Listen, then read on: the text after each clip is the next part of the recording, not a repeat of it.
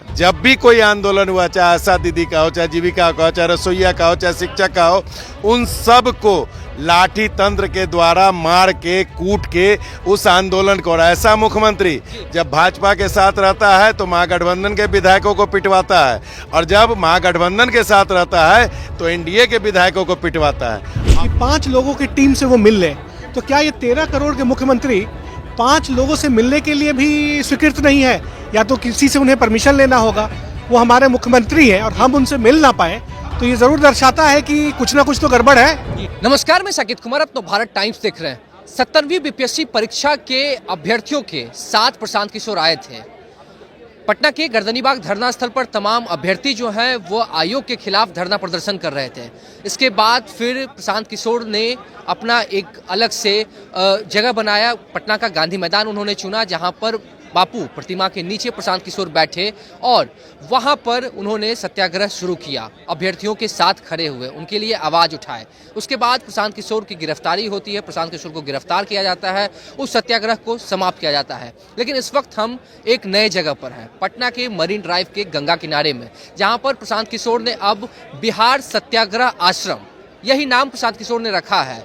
अब इस आश्रम के माध्यम से सिर्फ 70वीं बीपीएससी अभ्यर्थियों की ही आवाज़ नहीं बनेंगे प्रशांत किशोर, इसके साथ ही अब बिहार के 13 करोड़ जो आबादी है उसकी आवाज़ बनेंगे। प्रशांत किशोर ने साफ आज आमरण अनशन तोड़ा है और अपने मन से उन्होंने कहा है कि अब यहाँ से यह आश्रम जो बना है, बिहार के कोने कोने से लोग, हर जिले से लोग, हर जाति वर्ग धर्म के लोग यहाँ पर आ सकते हैं। जो उनको समस्या है, प्रशासन से जो उनकी शिकायत है, सरकार से जो उनके गिले शिकवे हैं, वो यहाँ पर आके बता सकते हैं। और प्रशांत किशोर अब उनकी समस्याओं का समाधान करने का प्रयास करेंगे। गांधी मैदान से तो जरूर सरकार ने उन्हें हटा दिया, लेकिन अब यह बिहार सत्याग्रह आश्रम जो प्रशांत किशोर ने बनाया है, हम आपको एक बार नज़ारा दिखाते हैं किस तरीके से प्रशांत किशोर ने यह पूरा आश्रम जो तैयार किया है उसका एक बार आप देखिए कि विजुअल के माध्यम से किस तरीके से प्रशांत किशोर ने एक टेंट सिटी के रूप में इस जगह को बनाया है, विकसित किया। और उन्होंने कहा कि आने वाले दिनों में, यानी कि आने वाले एक हफ्ता में यह और भी बड़ा रूप लेगा। यहाँ पर बिहार से उनका जो सोच है कि 1 लाख जो छात्र हैं वो यहाँ पर आएंगे और सरकार को अपनी ताकत दिखाएंगे। पीछे बड़ा बैनर देख सकते हैं, प्रशांत किशोर वहाँ पर बैठे हैं और प्रशांत किशोर ने कहा है कि अब वह यहाँ से हटने वाले नहीं हैं। सरकार ने उन पर दबाव बनाया, गांधी मैदान से हटाया, लेकिन अब गंगा की गोद में आकर बैठ गए हैं और यहाँ से कोई भी हटा नहीं सकता। सरकार से उन्होंने इसके लिए जो है आदेश भी लिया है। सरकार से आदेश मिलने के बाद इस टेंट सिटी को बनाया जा रहा है और जिसका नाम उन्होंने बिहार सत्याग्रह आश्रम रखा है। कई लोग भी हैं, अब लोगों से हम जुड़ते हैं कि आखिरकार सवाल यह भी रहेगा कि जिस तरीके से जो अभ्यर्थियों की आवाज़ बने थे, अब उस आवाज़ को कहीं प्रशांत किशोर उस आवाज़ का साथ देते देते अब वो बिहार के तमाम लोगों की आवाज़ बन गए, तो कहीं अब अभ्यर्थियों के साथ अन्याय तो नहीं होगा, कहीं उनकी आवाज़ तो नहीं दब जाएगी। अब जो तमाम लोग यहाँ पर बैठे हुए हैं उन लोगों से जानते हैं कि आखिरकार किस तरीके से वो देखते हैं। ये बताइए कि प्रशांत किशोर जो हैं अभ्यर्थियों के लिए आवाज़ उठा रहे थे, लेकिन आज उन्होंने इस मन से कहा है कि अब 13 करोड़ जो जनता है अब उसकी भी आवाज़ बनेंगे। सबसे पहले ये सवाल रहेगा, कहीं ऐसा तो नहीं कि अभ्यर्थियों की आवाज़ अब दब जाएगी? प्रशांत किशोर ने अपना जो आमरण अनशन था वो भी तोड़ दिया है। एक चीज़ हमेशा ध्यान में रखिए कि शुरुआत जिस चीज़ से होती है वो शुरुआत ही सबसे बड़ी मायने रखती है। बिहार में आज के डेट में 63.7% युवा हैं। तो आप सोच लीजिए कि जितनी समस्याएं होंगी उसमें 64% तो समस्या युवाओं की होगी, और हर युवा किसी न किसी परिवार से जुड़ा है। इस बात को दिमाग में रखने की ज़रूरत है कि शुरुआत किसने दिया, तो बिहार के युवाओं ने शुरुआत दी, और अब उस शुरुआत के साथ हम उन समस्याओं तक पहुंचने की बात करते हैं जिन समस्याओं की ओर आज तक पिछले 2 साल के अंदर 287 लाठीचार्ज जो इस नीतीश सरकार के द्वारा किया गया है। तो यह किस मुद्दे पर किया गया? जब भी कोई आंदोलन हुआ, चाहे आशा दीदी का हो, चाहे जीविका का हो, चाहे रसोईया का हो, चाहे शिक्षक का हो, उन सब को लाठी तंत्र के द्वारा मार के कूट के उस आंदोलन को, और ऐसा मुख्यमंत्री जब भाजपा के साथ रहता है तो महागठबंधन के विधायकों को पिटवाता है, और जब महागठबंधन के साथ रहता है तो एनडीए के विधायकों को पिटवाता है। अपने 43 विधायक पाक साफ बाद बाकी सब 200 को पिटवा के मस्ती के साथ एक अन्य मार का मजा ले रहा हो। तो इन सब बातों को अब इस आश्रम से, इस सत्याग्रह आश्रम से हर बिहार वासी की आवाज़ बननी है। जिसको भी जहां जो तकलीफ है, इस मंच पे सादर आमंत्रित हैं और युवाओं के साथ अब पूरे बिहार वासियों की आवाज़ बन के। इस साल चुनाव भी होना है, कहीं ऐसा तो नहीं कि अब अभ्यर्थियों के साथ समर्थन में प्रशांत किशोर उतरे और अब उससे हटकर बिहार की आवाज बन रहे हैं, कहीं अपनी राजनीति तो चमकाने में नहीं लगे प्रशांत किशोर? देखिए, हिंदुस्तान में आप गौर कीजिएगा तो हर साल ही चुनाव आते हैं। कभी पार्षद का आवेगा, कभी मतलब मुखिया का आवेगा, कभी आपको स्नातक का मतलब आएगा, कभी शिक्षक का आवेगा, कभी सांसद का आवेगा, कभी विधायक का आवेगा। चुनाव आते रहेंगे, जाते रहेंगे। हमारा मकसद सत्ता पाना नहीं है, हमारा मकसद है व्यवस्था परिवर्तन के लायक सत्ता बनाना, जो वैसी सत्ता, वैसी सुराज, वैसा जनता का सुंदर राज जो बिहार की व्यवस्था को बदले। आप यहाँ पर कार्यकर्ता के रूप में आए हैं या फिर जो अभ्यर्थी थे उनके गार्जियन के रूप में? नहीं, कैसे? हम एक कार्यकर्ता के रूप में हैं और जन स्वराज के संस्थापक आदरणीय प्रशांत किशोर जी की विचारधारा से प्रेरित होकर पिछले 2 साल से हम उनके साथ कदम से कदम मिला के और उस बिहार के 13 करोड़ आवाम में एक सौभाग्यशाली आवाम, एक कार्यकर्ता, एक इंसान हूँ जो प्रशांत के पद चिन्हों पे चलने की कोशिश कर रहा हूँ। चलिए, देखिए और भी लोग हैं, इनसे भी जुड़ते हैं कि आखिरकार जिस तरीके से प्रशांत किशोर ने अब नया रूप दिया है, सत्याग्रह, बिहार सत्याग्रह आश्रम जो बनाया है, उसका रूप अब जो रूपरेखा है वो कैसे होगा। ये बताइए कि जैसा कि इन्होंने कहा कि प्रशांत किशोर, अब उन्होंने खुद भी कहा है कि अब 13 करोड़ जनता की आवाज बनेंगे, लेकिन इसमें क्या अभ्यर्थियों की हार हो गई? प्रशांत किशोर ने अपना आमरण अनशन तोड़ दिया, अब अभ्यर्थियों की आवाज नहीं उठाएंगे? क्या इस 13 करोड़ में जी विद्यार्थी नहीं आते हैं? लेकिन मेन मुद्दा तो वो था ना, पहले वो सॉल्व हो जाता है, उसके बाद फिर ऐसा थोड़े है। पूरे बिहार की समस्या के साथ, जी पूरे बिहार के समस्या के साथ प्रशांत जी सत्याग्रह आंदोलन के लिए यहाँ तैयार हुए हैं। और बिहार में जो छात्र की समस्या है, अभी आपको भाई साहब ने कहा बहुत सारी समस्या है, आंगनबाड़ी सेविका की समस्या है, चाहे रसोईया की समस्या, या बिहार में किसी तरह की समस्या है, भ्रष्टाचार है, जिस तरह की भी मुद्दा है, उस मुद्दा के लिए यहाँ से सत्याग्रह का कार्य किया जाएगा। जी जी जी, जो बिहार के हित में होगा, बिहार के नौजवानों के हित में होगा, बिहार के किसानों के हित में होगा, बिहार के आम आवाम के हित में होगा। जी, ये बताइए कि प्रशांत किशोर ने जिस तरीके से अब उन्होंने एक नया रूपरेखा दिया है या आश्रम बनाया, उन्होंने कहा कि बिहार की सभी जनता यहाँ पे आ सकती है जो भी त्रस्त है, लेकिन एक सवाल उन्होंने यह भी कहा है कि मुख्यमंत्री की मानसिक स्थिति की भी जांच होनी चाहिए। कैसे देखते हैं आप उसे? जिस तरह का उनका वक्तव्य आ रहा है कुछ दिनों से, जी तो ज़रूर एक क्वेश्चन मार्क उठता है, यहाँ पे एक सवाल उठता है कि जिस अभ्यर्थियों ने भी जो एक छोटा सा मांग रखा कि 5 लोगों की टीम से वो मिल लें, तो क्या ये 13 करोड़ के मुख्यमंत्री 5 लोगों से मिलने के लिए भी स्वीकृत नहीं है? या तो किसी से उन्हें परमिशन लेना होगा, वो हमारे मुख्यमंत्री हैं और हम उनसे मिल ना पाए, तो ये ज़रूर दर्शाता है कि कुछ ना कुछ तो गड़बड़ है। इसी चीज़ पे मुझे लगता है कि उन्होंने बात उठाया है। इसको जो अभ्यर्थियों का मामला है, इसको आप देखेंगे कि ये पूरा का पूरा जो जीवन है इन बच्चों का, ये एग्ज़ाम और इसके ऊपर इनका समर्पित है और आज के समय में कोई उनको सुनने वाला नहीं है।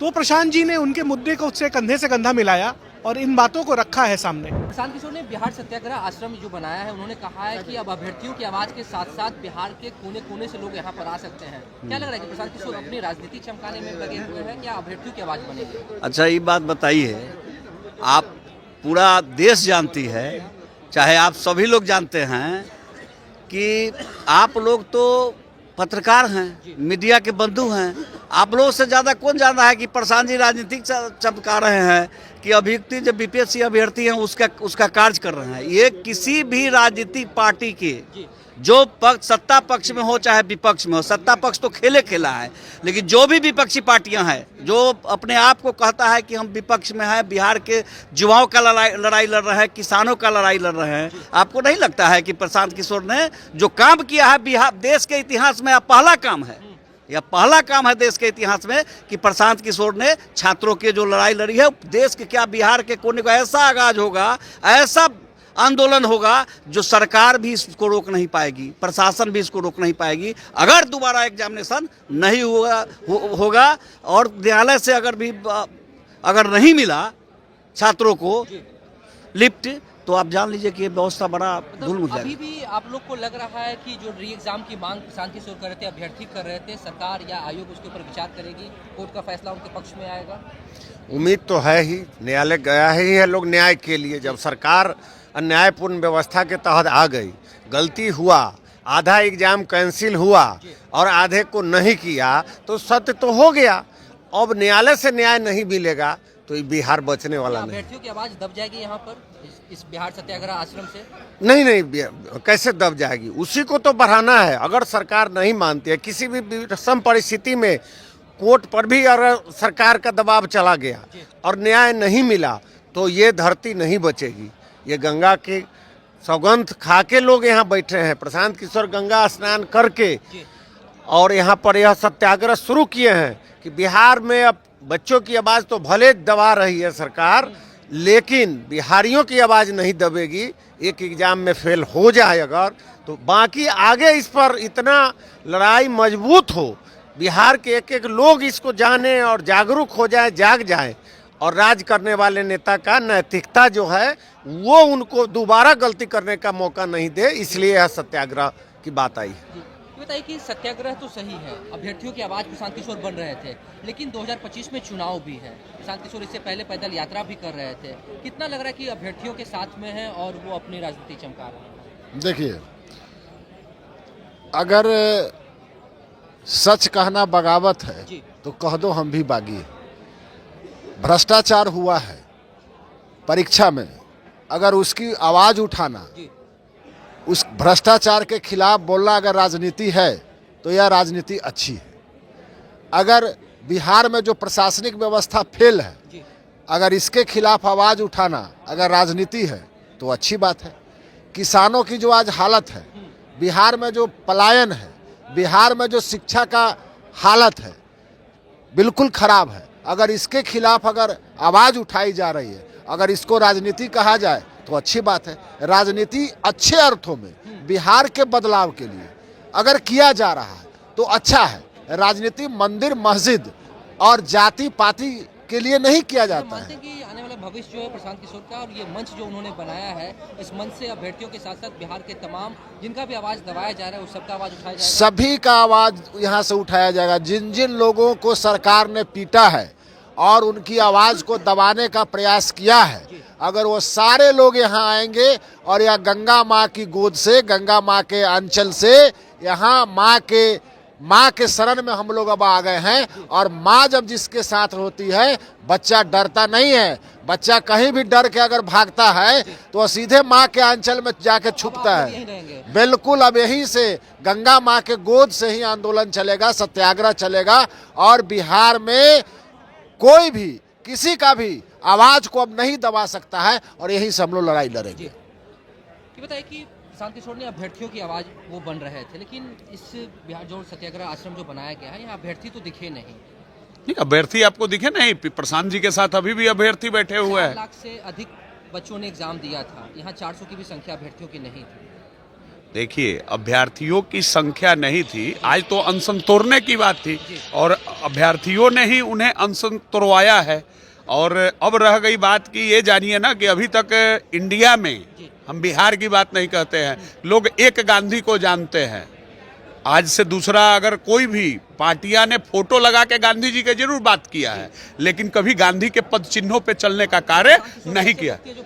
अरे हम दूसरी गांधी बोल रहे हैं, ये बिहार के दूसरे गांधी हैं, प्रशांत किशोर। युवाओं की दिल की धड़कन है, युवा की आवाज है, दबे कुचलों की आवाज है। उन्होंने तो खुद कहा है ना कि हम यहाँ तब तक बैठेंगे, कोई भी हो, वो आंगनबाड़ी सेविका हो, सहायिका हो, वो या कोई भी हो, होमगार्ड वाले हो, पुलिस वाले, मैं किसी विभाग का किसी को भी कोई प्रताड़ित करता है, किसी भी चीज की कोई मतलब अगर कोई सरकार उसको दबाता है, उसकी आवाज यह से सत्याग्रह से ही शुरू होगी, और वो आए, हम उसकी मदद करेंगे, या कोई भी आके बैठ सकता है। यहाँ पूरी व्यवस्था है, कुर्सी है, रहने का खाने का व्यवस्था है, ये जनसुराज के तरफ से है। इतनी बड़ी व्यवस्था कौन दे रहा है, कौन कर रहा है? कोई नहीं बिहार में। इसलिए दूसरी अगर गांधी आप कहते हैं तो इसमें कहीं से हम तो मान चुके हैं कि प्रशांत दूसरी गांधी है। अगर गांधी 2 कहा जाए तो ओनली फॉर प्रशांत। देखिए, जिस तरीके से बिहार सत्याग्रह आश्रम का रूप प्रशांत किशोर ने दिया है, तमाम लोगों से हम यहाँ पर बातचीत कर रहे थे, क्योंकि प्रशांत किशोर ने जो कहा है कि अब सिर्फ अभ्यर्थियों की आवाज़ नहीं बनेंगे, अभ्यर्थियों के साथ साथ बिहार के तमाम उन लोगों की आवाज़ बनेंगे जिनकी आवाज़ को दबाया जा रहा है, सरकार तक वो पहुँच नहीं पा रहे हैं, सरकार उनकी समस्या का समाधान नहीं कर रहा है। ऐसे तमाम लोगों के समस्याओं का समाधान अब इस जगह पे होगा। एक बार हम फिर से आपको ये पूरा आश्रम दिखाते हैं कि किस तरीके से प्रशांत किशोर ने इसे बनाया, और उन्होंने कहा है कि आने वाले समय में इस आश्रम को और बड़ा रूप दिया जाएगा। प्रशासन ने भले ही पटना के गांधी मैदान से हटा दिया हो, लेकिन अब हम माँ गंगा की कोख में आकर बैठ गए, गोद में आकर बैठ गए, यहाँ से हमें कोई हटाने वाला नहीं है। अब ये देखने वाली बात होगी कि आखिरकार बीपीएससी अभ्यर्थियों की जो आवाज़ प्रशांत किशोर बन रहे थे, क्या उनकी आवाज़ दब जाती है, क्योंकि यहाँ पर उन्होंने कहा है कि किसान हो, युवा हो, बेरोजगार हो, महिला हो, कोई भी हो, सबकी आवाज़ बनेंगे। तो अब क्या प्रशांत किशोर की राजनीति चमकती है, या फिर जो अभ्यर्थियों की आवाज़ बन रहे थे उनका भला होता है, आयोग उनके खिलाफ कोर्ट में जो मामला गया है उसे सुनती है। फिलहाल इस खबर में इतना ही। नवभारत टाइम्स के साथ बने रहें। पटना से साकेत कुमार।